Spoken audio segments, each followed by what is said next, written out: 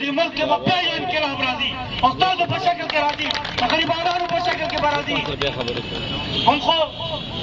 مونږ خو همیشه دا خبره کړې ده چې د غریبانو مزدورانو کسانانو یکجهتي چې ده د ملک انقلاب ذریعه جوړه شوې ده، پیل هم جوړه شوې ده او اوس به هم جوړېږي. دا کم حالات چې روان دي د خلکو اوسېدل ګرانه شوي دي، د خلکو کینه مهال شوې ده. نه څوک 500 روپے مزدوری ده، د یو غریب سړي د یو مزدور سړي اجرت 500 روپے دی. هغه 500 روپو کې به هغه خپل میډیسن، هغه خپل خوراک، هغه خپل خبره به چېرته نه کوي. نو دې دپاره پکار دي چې اواز اوچت کړو، اواز نه یووالی کوو. دلته طارق صاحب راغلی دی، زموږ مشر دی او دې دپاره راغلی دی چې دی موږ لیډ کول غواړي.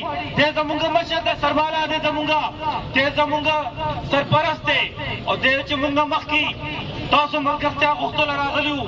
دلته چې څومره مزدور کار خلک دي، دکانداران دي، روزګاران دي، خپل حالت ته ګورئ او بیا داسې خلکو ته انکریجمنټ وکړئ چې دا ستاسو حال دپاره تاسو سره ملګرتیا دپاره راغلي دي او انشاءالله دا یو آغاز دی د هند کو اتحاد